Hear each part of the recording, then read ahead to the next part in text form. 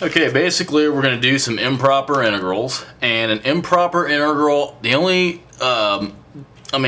basically what happens with the improper integral is that somewhere, you know, in your limits of integration, they're either going to be infinite, you know, they're going to go forever, or you might have like a discontinuity, something like that, and there's different ways to handle them. Okay, so like take for example this first example. This is just, you know, Joe function.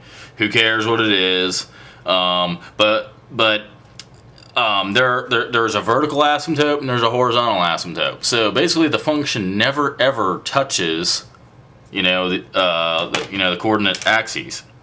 So it's kind. So really, there's no boundary. Like so, it just goes up forever right here, and it goes out forever right there. Okay, and you know, if you integrate this, one of two things is going to happen. Either you're going to get a nice number, okay, or you're going to get infinity.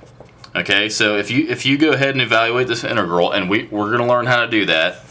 If you get an infinite answer, we say that it diverges. Okay.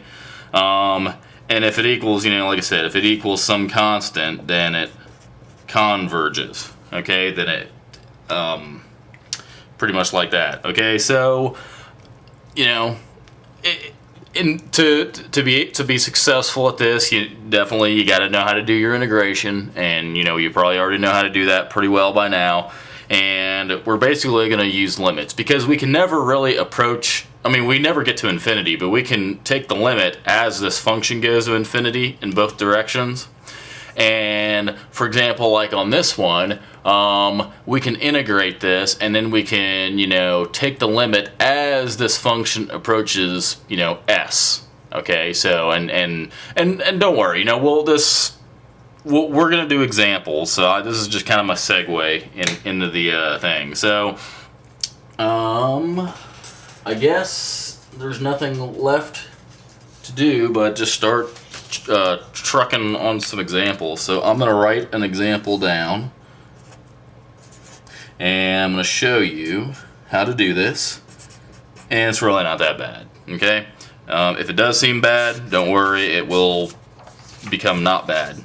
Okay, so just a little heads up, a little background. This function right here. This is, it looks something like this, right? It's a rational function. So it's got asymptote there, and we want to find all this area right there. But we're not within a finite boundary. We're going to take this thing from like 3 to forever, okay? So the first thing we'll do is we're just going to pretend like it's a normal integral, okay? And you know that this one is natural log absolute value of x. Okay, and furthermore, we're just going to do the evaluation just like normal. Okay, now this is the only part that it gets different, okay? The infinity is not a real number, so we really can't treat it like a real number. Conceptually, we can approach infinity, but we'll never get there. So what we do is we're going to say the limit, and we're just going to throw in a variable. You can use t, w, r, s, whatever you want to do, as long as it's not the same one here. Go for it if you want, but you'll probably get confused. Okay, and we're going to rewrite it kind of like this. Okay, so what that's going to do is that's going to give us, a form like this. Minus natural log of 3. Don't need the absolute value right there. Okay, so what happens as the natural logarithm tends toward infinity? It does reach infinity. It does so very slowly, though. It kind of looks like this, and that would always be 1, okay? So basically this right here, this is going to equal infinity, okay? It is going to approach infinity as t goes to infinity, and natural log of 3, that is a constant. It's not going to do anything, but it's probably some weird decimal number, probably a pretty small number. So, here's our answer right here, Okay, so infinity minus, a number is pretty much, conceptually, it's still infinity. I'm not even on the page anymore. I'm sorry. So this thing diverges. Okay. Okay, so if we take the area under this curve, there is no finite area under this curve. I mean, it goes forever. Okay. And now sometimes it's not always the case though. Okay. So let's do another example right here. Let me get some more paper.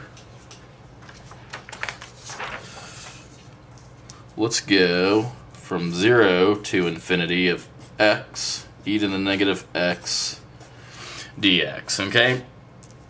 So, okay, not too bad, but I am going to have to use integration by parts. Okay, so there's du. Well, that's just equal to 1 dx.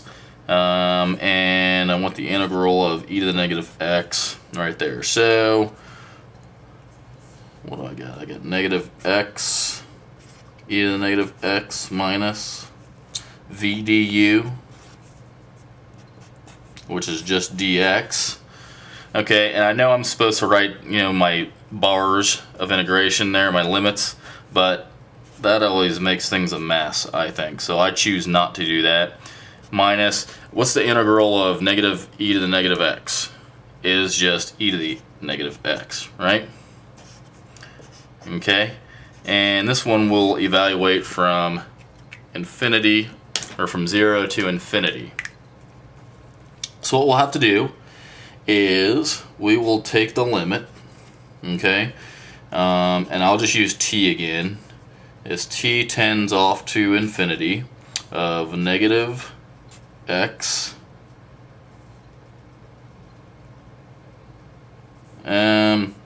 yeah, we'll just do it that way, who cares, minus 1 over e to the x t to the 0. So this is this is actually what I wanted to do the first time, but an extra step is actually good sometimes. So what do we get? We get negative t over e to the t minus 1 over e to the t. And we're going to subtract that from, well, that's just 0. Minus 1 over e to the 0 is just 1. Okay? Okay, so what do we have going on here? Right here, now we're just going to take the limit of each one of these, and using L'Hopital's rule, I mean, hopefully if you're familiar with that, I've got videos on it. I mean, you could just look at this. We know e to the t outgrows just the function t. So this section, this first term is going to approach 0 as t goes to infinity, so that's just 0. Well, this second one, the same thing's going to happen, so that's just 0. And then we get 0, and then we got, don't forget to distribute that negative sign in there, so we end up with plus 1. Okay, so the area is, I guess you could just say 1 square unit.